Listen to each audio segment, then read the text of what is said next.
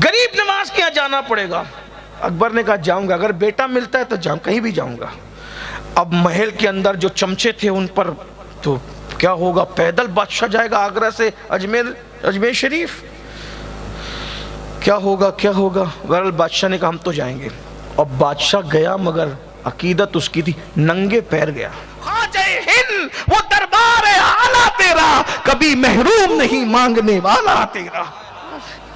गरीब नवाज, कई बादशाह आते हैं गरीब नवाज के यहाँ और गुलामी के तौर पे खड़े रहते हैं।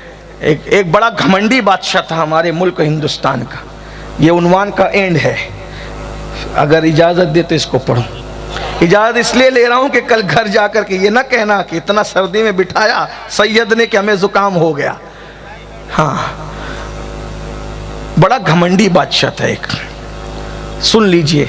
और घमंड वालों की नाक खुदा रगड़ता है, उसकी औकात खुदा याद दिलाता है। बादशाहत मिली, औकात भूल गया। उसको दुनिया अकबर दिग्रेट कहती है और उर्दू में बोलने वाले उसको मुगल आजम कहते हैं, जिसका नाम अकबर था। बड़ा चढ़ा हुआ था, बड़ा घमंडी था। अब घमंडी होने की वजह से देखो, कुदरत भी फिर कुदरत है। अल्लाह फरमाता है तकब्बुर मेरी चादर है, बड़ाई मेरा तहबन है, इसको छीनने की कोशिश मत करना वरना तुम्हारे दांत तोड़ दूंगा, तुम्हें हलाक। घमंड किसी को नहीं, तकब्बुर सिर्फ अल्लाह को से। कोई घमंड नहीं का, बड़ा घमंडी। और घमंड में का मैं अखंड भारत का बादशाह हूं और मैं खुदा हूं। अल्लाह ने क्या सजा दी, क्या सजा दी पता है? कुदरत सजा देती है। ओ अकबर मुगल आजम कहलाता है, दिग्रेट कहलाता है और कहता है मैं खुदा हूं, जा तुझे बांझ कर देंगे, बाप बनने के काबिल न रखेंगे। घमंडियों को बाप बनने के काबिल भी नहीं रखा जाता, ताकि बिस्तर में मुंह छुपा छुपा के रोते रहो कि तुम्हारी औकात क्या। अरे वो कैसा खुदा जो खुद बाप न बन सके हैं? मेरा खुदा तो वो है जिसकी शान है लम यलिद वलम यूलद, मगर वो दूसरों को अता करता है। और अता करने पर आता है तो बिन बाप के कुंवारी मरियम को दमे जिब्रील से भी अता करता है। जब किसी को पैदा करने पर आता है तो बिन माँ बाप के हजरत आदम को मिट्टी से पैदा करता है। अरे ऊंटनियों को अगर निकालना चाहे तो पहाड़ से निकालता है, और वो भी 10 महीने की गाभन निकालता है। इधर पहाड़ से निकली और उधर बच्चे को जन्म देती है। ये मेरे अल्लाह की कुदरत है। देखो ये अल्लाह है, अल्लाह। कुरान कहता है इन्नहु अल्लाह, अल्लाह है, वो है। उस पर यकीन तो करके देखो। वो बड़ा घमंडी था अकबर। अकबर की बात कर रहा हूँ। अकबर का दौर कितने सालों, 400 साल तकरीबन हो गए उसको गुजरे हुए, मरे हुए। घमंडी था, रोता था। कुदरत घमंडियों को वो दुख देती है कि वो चुपके रोते हैं, आंसू भी शेयर नहीं कर सकते। बहुत रोता था। क्यों? बेटा नहीं है। इधर से बीवी की, उधर से की, उधर से की, सबको तारीख मालूम है। मैं क्या अर्ज करूं, हमारे मुल्क के हालात बहुत अच्छे, बहुत खूबसूरत हालात हैं। मैं कोई बात नहीं करना चाहता इस खूबसूरत हालात के अंदर, लेकिन इतना जरूर कहूंगा चुपके रोता था। क्यों? बेटा नहीं है, बेटा नहीं है, बेटा नहीं है। तो क्यों नहीं है? तो कहा कि ये मुगल सल्तनत किसके हवाले करेंगे। ठीक है भाई, सब ने कहा ये करो वो किया। जब आदमी मजबूर होता है तो सब करता है। कुदरत ने जो नाक रगड़ी है, फिर एक बहुत हल्का सा सिपाही था, बड़ा मामूली सिपाही, और वो बाबा फरीद की औलाद में शेख सलीम चिश्ती का मुरीद था, और बड़ा पक्का था अकीदत में। देखो जिसको यकीन मिले ना अकीदत, तो फिर अकीदत होती है वली की। यहाँ तो लोगों का यकीन भी ढुलमुल है। किसी ने कह दिया वली नहीं देता तो बोले नहीं देता, का देता है तो देता है। कल किसी के साथ, आज किसी के साथ। ऐसा नहीं, यकीन रखो। कितना भी बड़ा बोले ना, आकर वली के खिलाफ ना मानो। का तू झूठा है, वली सच्चा है। नबी के खिलाफ बोले तू झूठा है, नबी सच्चे हैं। यकीन पैदा करो, एक मकाम पर इस्तिकामत के साथ डटना सीखो। दुनिया किधर जाए, सुम्मस्तकामु, दीन पे डटो। गरीब था, अकबर का सिपाही था, मामूली सिपाही था, लेकिन अकबर उसको मानता था उसके तकवे की, परहेजगारी की बुनियाद। उसने अकबर को रोते देखा, देख ली, आना जाना था, देख ले। कहा महाराज क्यों रो रहे? जिल्ले इलाही, ये अलकाबात, जिल्ले इलाही के रोने की वजह क्या है? उसने कहा तो मेरा दुख नहीं समझ सकेगा। कहा मैं किसी से शेयर नहीं करूंगा, लेकिन आप मुझे बताएं, हो सकता है मैं आपके काम आ सकूं, क्योंकि बहुत दुखों में बड़े बड़े काम नहीं आते, कोई छोटा काम आ सकता है। आप बताएं क्या दुख है? का रोता हूं कि बेटा नहीं है, मर जाऊंगा, इतनी बड़ी सल्तनत अखंड भारत की किसके कौन कब्जा कर लेगा? का हो जाएगा यकीन। मामूली सा सिपाही था, बोला हो जाएगा, हो जाए, आंखें चमक गई, हो जाएगा। हाँ, मेरे मुर्शिद है, फतेहपुर में रहते हैं, उनका नाम सलीम चिश्ती है, गरीब नवाज के मुरीद के औलाद में से। अच्छा, वो दुआ देंगे आपका काम बन जाएगा। बादशाह ने कहा अगर बेटे के लिए जाना पड़े तो मैं जाऊंगा, उस फकीर की कुटिया तक जाऊंगा। अल्लाह की शान देखो, ये खुदा बनने खड़ा था, अल्लाह ने अपने बंदे के पास भेजा, जा नाक रगड़, ताकि औकात समझ में आए ना, खुदा बनाए ना तू, जा। वहां पहुंचा, बहरहाल शेख सलीम चिश्ती ने दुआ की।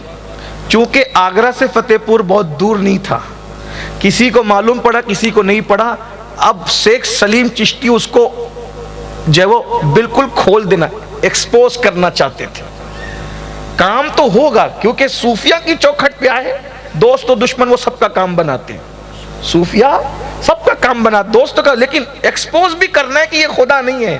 क्यों? जब खुदा के बंदे के पास जाके झुक गया तो ये कौन सा खुदा है? जो बादहू ला शरीक के बंदे के पास आकर के झुका ना, तो फिर ये कौन सा खुदा हो? औकात खुद ही समझ में आ जाएगी। शेख सलीम चिश्ती ने दुआ की और कहा कि औलाद होगी, लेकिन एक शर्त है। क्या? का पैदल अजमेर शरीफ जाना पड़ेगा, पैदल जाना पड़ेगा। पैदल जाओगे, बस वहां हाजिरी दो और दुआ करो अल्लाह से, अल्लाह तुम्हें बेटा देगा। अगर ना हुआ तो, का ना हुआ तो फिर हम हैं, हमारी गर्दन उड़ा दें, जो चाहो कर लेना, लेकिन होगा, इंशाअल्लाह होगा। वली के आस्थाने पे की जाने वाली दुआ रद नहीं। इन्ना रहमतल्लाहि करीबुम मिनल मोहसिनीन, अल्लाह की रहमत मोहसिनों के करीब है। पीर मेर अली शाह साहब एक बार तकरीर कर रहे थे, कहा वली के आस्थाने पे जो दुआ करता है कबूल होती है, चाहे दुआ करने वाला कैसा ही हो। तो एक जवान खड़ा हुआ, का ये बात समझ में नहीं आती, कैसा ही हो, कैसे कबूल हो सकती है? कहा बेटा इधर आ। वो धूप में खड़ा था, उसको इधर आया, पंखा चल रहा था स्टेज पे, पसीने पसीने तक करीब खड़ा, ये तकरीर जारी है पीर मेरे अली शाह साहब की। उसने कहा हजरत मेरा जवाब तो दो। का बेटा जवाब तो दे दिया। कहा क्या? कहा कि तू धूप में खड़ा था, पसीने हो रहे थे। कहा मेरे पास आया, पसीने हो रहे। कहा नहीं। कहा क्यों? कहा पंखा चल रहा है। पंखा तेरे लिए लगा कि मेरे लिए? कहा आपके लिए। तेरे आने से पंखा बंद हुआ? नहीं। मेरे लिए लगा, लेकिन फायदा तुझे मिला कि नहीं मिला? कहा बिल्कुल मिला। कहा नादान, जब मेरे करीब आया तो मेरे लिए जो पंखा लगा उसकी बरकत तुझे मिली ना। तो वली पर हर वक्त तो रहमतों का नुज़ूल होता है, जो जाता है अल्लाह रहमतों का निछावर बंद नहीं करता, जो जाता है वो भी रहमत का मुस्तहिक हो जाता है। दुआ तो हर जगह से अल्लाह सुनता है, लेकिन कुरान देखें उठा करके, अल्लाह क्या फरमा रहा है? जकरिया ने मेहराब मरियम से अल्लाह को पुकारा। हजरत जकरिया ने कितनी दुआएं की, जवाब आया। नबी की शान वली से बहुत बड़ी है, लेकिन नबी के जरिए से वली की शान बताई जा रही है। लेकिन जब मेहराब मरियम से अल्लाह ने जकरिया अलैहिस्सलाम ने अल्लाह को पुकारा, तो अल्लाह ने उसी वक्त तो बेटे की बशारत अता फरमा दी। देखा, मरियम कौन थी? वलिया थी। वलिया थी कि नहीं थी? ये है। लोग कहते क्या मिलता है वहां जाके? मैंने कहा जाके तो देख, फिर पता चलेगा क्या मिलता। गरीब नवाज के यहाँ जाना पड़ेगा। अकबर ने कहा जाऊंगा, अगर बेटा मिलता है तो जाऊं, कहीं भी जाऊंगा। अब महल के अंदर जो चमचे थे उन पर तो क्या होगा, पैदल बादशाह जाएगा आगरा से अजमेर शरीफ, क्या होगा क्या होगा। बहरहाल बादशाह ने कहा हम तो जाएंगे। और बादशाह गया, मगर अकीदत उसकी थी, नंगे पैर गया। अकबर नंगे पैर गया, पैरों में छाले आते थे, लेकिन नंगे पैर। बेटे की हसरत उसको ले गई। लोग रास्ते में कहते भी थे, जो चमचे थे, चाय से ज्यादा केतलियां गर्म होती है, कहते थे अरे क्या वो फकीर की बात को तुमने मान लिया, और क्या वो मामूली सिपाही वहां चला गया और वहां से इधर चले गए, ये सब क्या हो रहा है? बादशाह ने कहा रहने दो, बस मेरा दिल कहता है मैं जिसकी कुटिया में गया था वो झूठा नहीं है, वो झूठा नहीं है, उसने मुझे सच्ची बात कही है, मुझे जाने दो। और जब अजमेर मोहल्ला पहुंचा है, पहुंचने के बाद गरीब नवाज के आस्थाने पे हाजिरी दी। पहली मर्तबा अकबर दुआ में रोया है। तन्हाइयों में तो खूब रोया, बेटा नहीं है इस शिकायत पर, लेकिन आस्ताने पर दुआ में रोया। और इतना हमक हमक, ये गरीब नवाज के आस्ताने की करामत है, आज भी जिंदा करामत है। मैंने सख्त से सख्त दिल इंसान को आस्ताने ख्वाजा पे रोते देखा है। और हाँ, ये भी बात है, जो वहां जाकर रो लिया फिर उसको कभी रोना नहीं आता। अल्लाह उसे रोने से बचा लेता है। जो वहां जाके रोता है फिर वो दुनिया पे कभी नहीं रोता। ख्वाजा हिंद वो दरबार है आला तेरा, कभी महरूम नहीं मांगने वाला तेरा।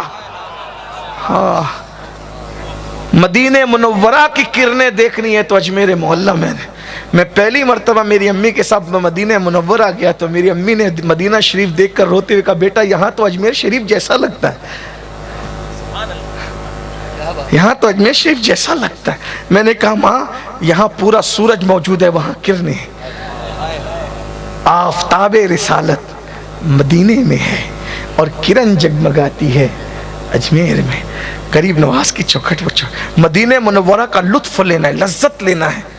जाकर आस्ताने गरीब नवाज पे खड़े होकर देख लो, तेरे पाए का कोई हमने न पाया ख्वाजा, हम जमी वालों पे अल्लाह का साया ख्वाजा, मकरे शैतान से मुरीदों को बचा लेते हो, इसलिए पीर तुम्हें अपना बनाया ख्वाजा।